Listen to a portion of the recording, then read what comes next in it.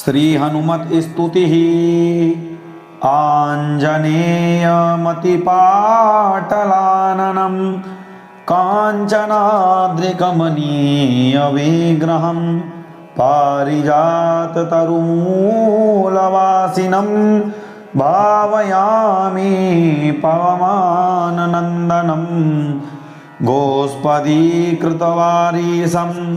मशकीकृतराक्षसं रामायण महामाला रत्नं वन्दे नीलात्मजं यत्र यत्र रघुनाथ कीर्तनं तत्र तत्र कृतमस्तकाञ्जलिं बाष्पवारि परिपूर्णलोचनो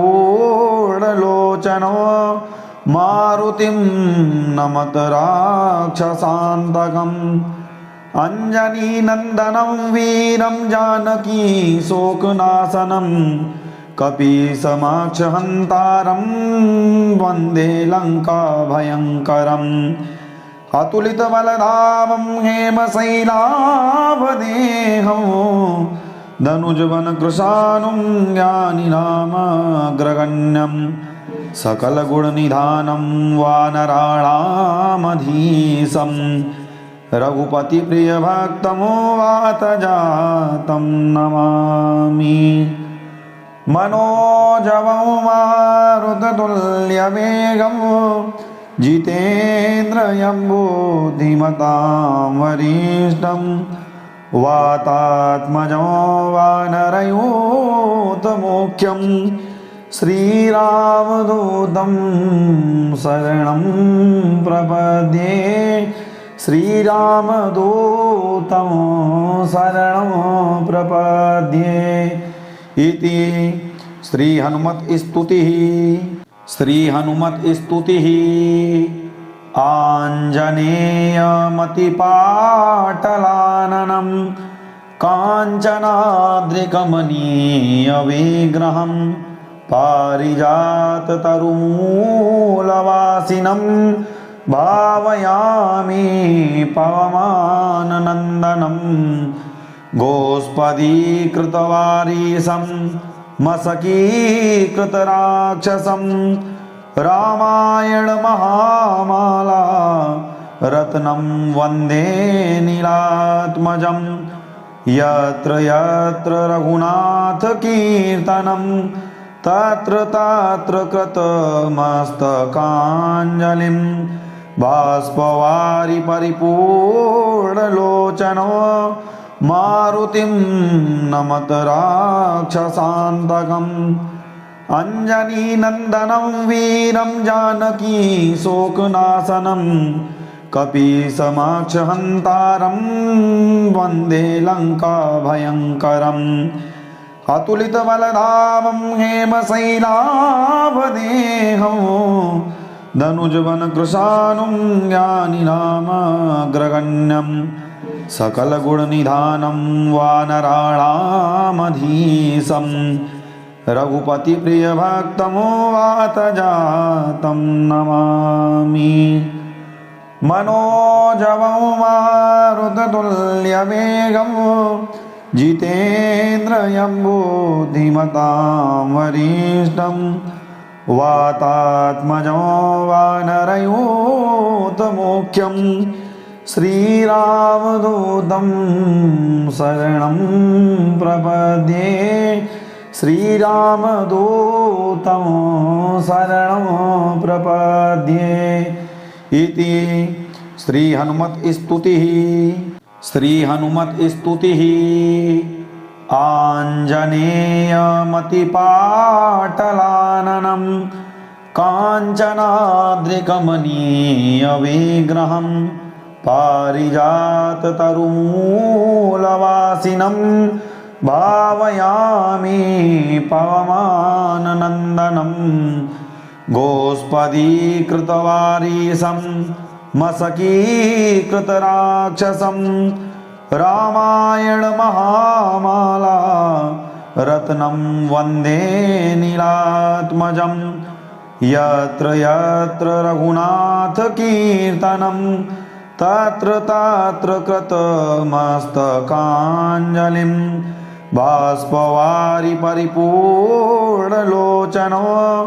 मारुतिं नमत राक्षसान्तकम् अञ्जनीनन्दनं वीरं जानकी शोकनाशनं कपीशमाक्षहन्तारं वन्दे लङ्काभयङ्करम् अतुलितबलधामं हेमशैलाभदेहं धनुजवनकृशानुं ज्ञानिनामग्रगण्यं सकलगुणनिधानं वानराणामधीशं रघुपतिप्रियभक्तं वातजातं नमामि। मनोजवं मारुततुल्यवेगं जितेन्द्रियं बुद्धिमतां वरिष्ठं वातात्मजं वानरयूथमुख्यं श्रीरामदूतं शरणं प्रपद्ये श्रीरामदूतं शरणं प्रपद्ये इति श्री हनुमत स्तुतिः आञ्जनेयमतिपाटलाननं काञ्चनाद्रिकमनीयविग्रहं पारिजाततरुमूलवासिनं भावयामि पवमाननन्दनं गोष्पदीकृतवारीशं मशकीकृतराक्षसं रामायण महामाला रत्नं वन्दे नीलात्मजं यत्र यत्र रघुनाथ कीर्तनं तत्र तत्र कृतमस्तकाञ्जलिं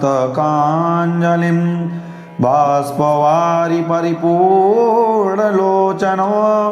मारुतिं नमत राक्षसान्तकम् अञ्जनीनन्दनं वीरं जानकी शोकनाशनं कपीशमाक्षहन्तारं वन्दे लङ्काभयङ्करम् अतुलितबलधामं हेमशैलाभदेहं धनुजवनकृशानुं ज्ञानिनामग्रगण्यं सकलगुणनिधानं वानराणामधीशं रघुपतिप्रियभक्तं वातजातं नमामि। मनोजवं मारुततुल्यवेगं जितेन्द्रियं बुद्धिमतां वरिष्ठं वातात्मजं वानरयूथमुख्यं श्रीरामदूतं शरणं प्रपद्ये श्रीरामदूतं शरणं प्रपद्ये इति श्री हनुमत स्तुतिः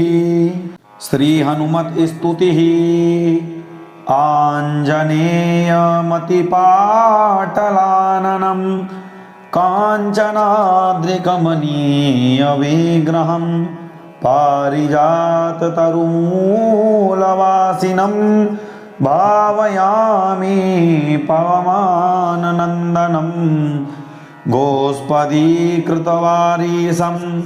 मशकीकृतराक्षसं रामायण महामाला रत्नं वन्दे नीलात्मजं यत्र यत्र रघुनाथ कीर्तनं तत्र तत्र कृतमस्तकाञ्जलिं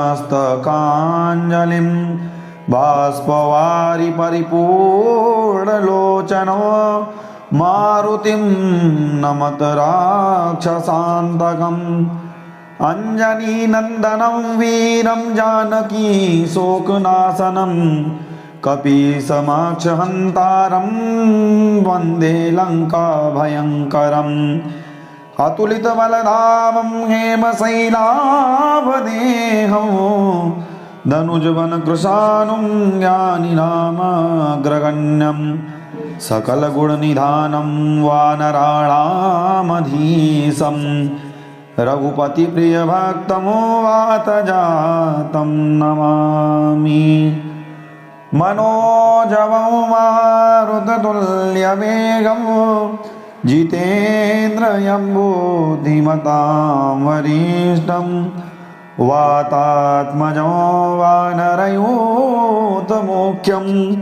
श्रीरामदूतं शरणं प्रपद्ये। श्रीरामदूतं शरणं प्रपद्ये। इति श्री हनुमत स्तुतिः। श्री हनुमत स्तुतिः। आञ्जनेयमतिपाटलाननं काञ्चनाद्रिकमनीयविग्रहं पारिजाततरुमूलवासिनं भावयामि पवमाननन्दनं। गोष्पदीकृतवारीशं मशकीकृतराक्षसं रामायण महामाला रत्नं वन्दे नीलात्मजं। यत्र यत्र रघुनाथ कीर्तनं तत्र तत्र कृतमस्तकाञ्जलिं।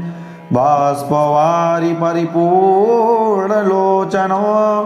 मारुतिं नमत राक्षसान्तकम्। अञ्जनीनन्दनं वीरं जानकी शोकनाशनं कपीशमाक्षहन्तारं वन्दे लङ्काभयङ्करम्। अतुलितबलधामं हेमशैलाभदेहं धनुजवनकृशानुं ज्ञानिनामग्रगण्यं। सकलगुणनिधानं वानराणामधीशं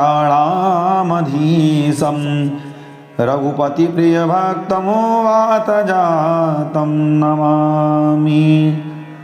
मनोजवं मारुततुल्यवेगं जितेन्द्रियं बुद्धिमतां वरिष्ठं वातात्मजं वानरयूथमुख्यं श्रीरामदूतं शरणं प्रपद्ये।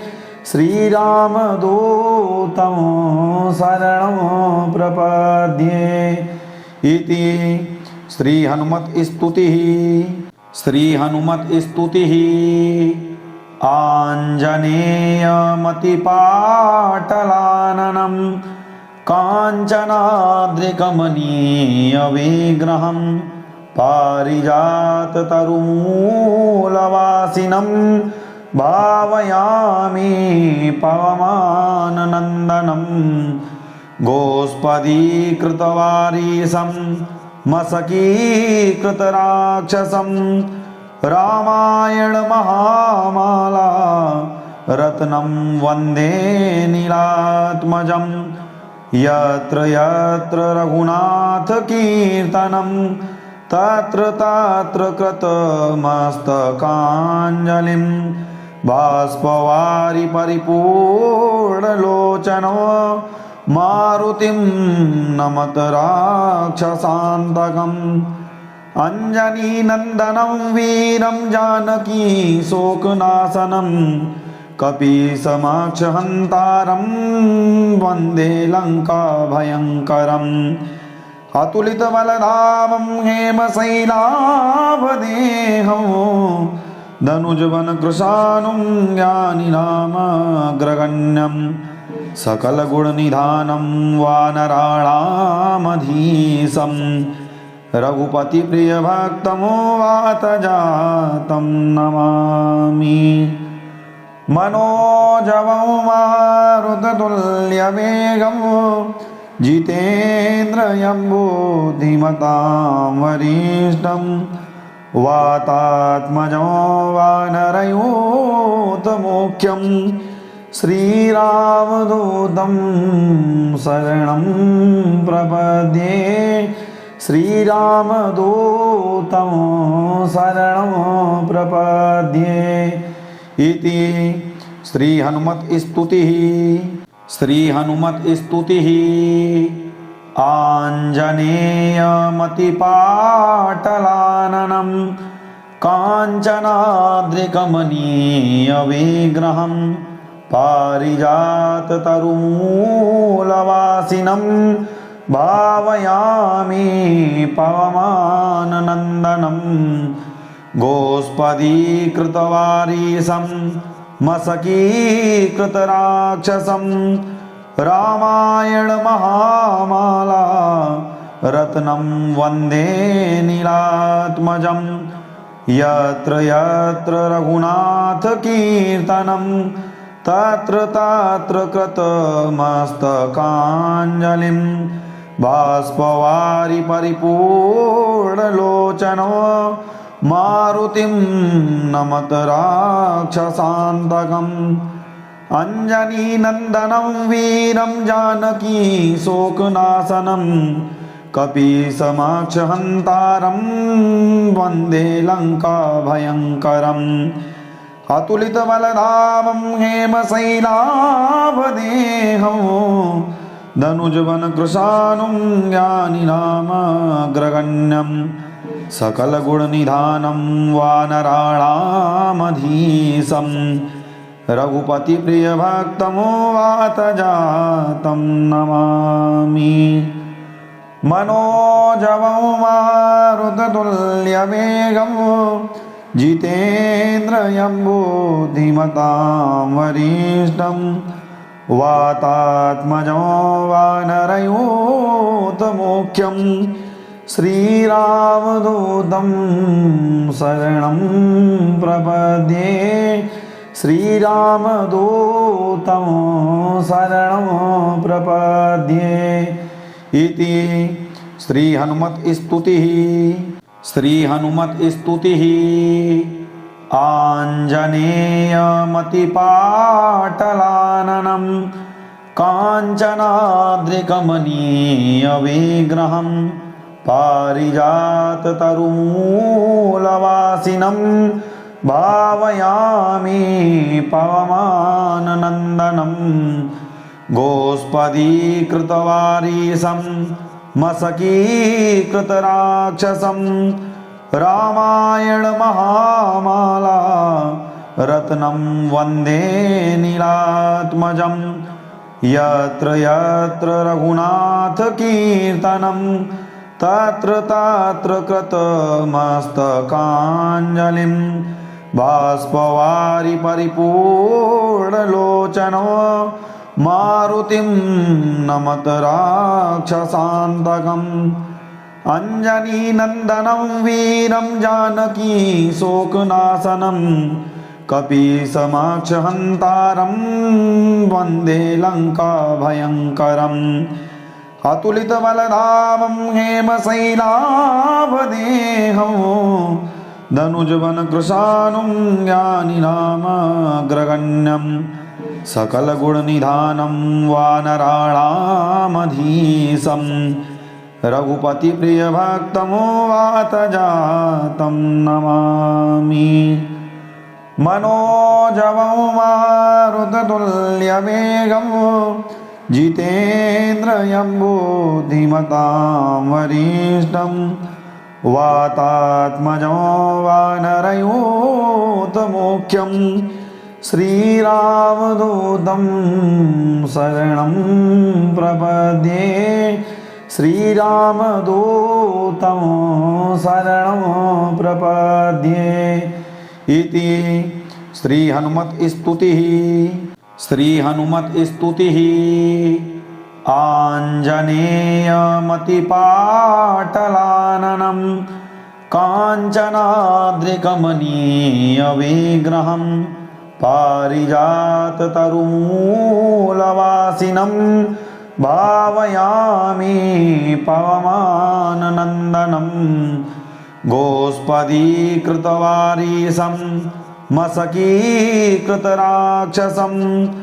रामायण महामाला रत्नं वन्दे नीलात्मजं यत्र यत्र रघुनाथ कीर्तनं तत्र तत्र कृतमस्तकाञ्जलिं बाष्पवारि परिपूर्णलोचनो मारुतिं नमत राक्षसान्तकम् अंजनीनन्दनं वीरं जानकी शोकनाशनं कपीशमाक्षहन्तारं वन्दे लङ्काभयङ्करम् अतुलितबलधामं हेमशैलाभदेहं धनुजवनकृशानुं ज्ञानिनामग्रगण्यं सकलगुणनिधानं वानराणामधीशं रघुपतिप्रियभक्तं वातजातं नमामि। मनोजवं मारुततुल्यवेगं जितेन्द्रियं बुद्धिमतां वरिष्ठं वातात्मजं वानरयूथमुख्यं श्रीरामदूतं शरणं प्रपद्ये। श्रीरामदूतं शरणं प्रपद्ये इति श्री हनुमत स्तुतिः। श्री हनुमत स्तुतिः आञ्जनेयमतिपाटलाननं काञ्चनाद्रिकमनीयविग्रहं पारिजाततरुमूलवासिनं भावयामि पवमाननन्दनं गोष्पदीकृतवारीशं मशकीकृतराक्षसं रामायण महामाला रत्नं वन्दे नीलात्मजं यत्र यत्र रघुनाथ कीर्तनं तत्र तत्र कृतमस्तकाञ्जलिं बाष्पवारि परिपूर्णलोचनो मारुतिं नमत राक्षसान्तकम् अंजनीनन्दनं वीरं जानकी शोकनाशनं कपीशमाक्षहन्तारं वन्दे लङ्काभयङ्करम् अतुलितबलधामं हेमशैलाभदेहं धनुजवनकृशानुं ज्ञानिनामग्रगण्यं सकलगुणनिधानं वानराणामधीशं रघुपतिप्रियभक्तं वातजातं नमामि। मनोजवं मारुततुल्यवेगं जितेन्द्रियं बुद्धिमतां वरिष्ठं वातात्मजं वानरयूथमुख्यं श्रीरामदूतं शरणं प्रपद्ये। श्रीरामदूतं शरणं प्रपद्ये इति श्री हनुमत स्तुतिः। जो साधक इस हनुमत स्तुति का पाठ करता है, हनुमान जी महाराज की कृपा से उसके अनेक जन्मों के पाप नष्ट होते हैं और श्री सीताराम जी की अविचल भक्ति उसको प्राप्त होती है। पूरा वीडियो देखने के लिए धन्यवाद। यदि चैनल में नए हैं तो चैनल को सब्सक्राइब अवश्य करें, साथ ही बेल आइकन प्रेस करें एवं कमेंट बॉक्स में अपनी राय अवश्य दें। अगर हमारे फेसबुक चैनल में अगर आप वीडियो देख रहे हैं तो पेज को फॉलो करें एवं लाइक करके वीडियो को शेयर अवश्य करें। मिलते हैं अगली वीडियो में, तब तक के लिए जय श्री कृष्ण, जय श्री राधे।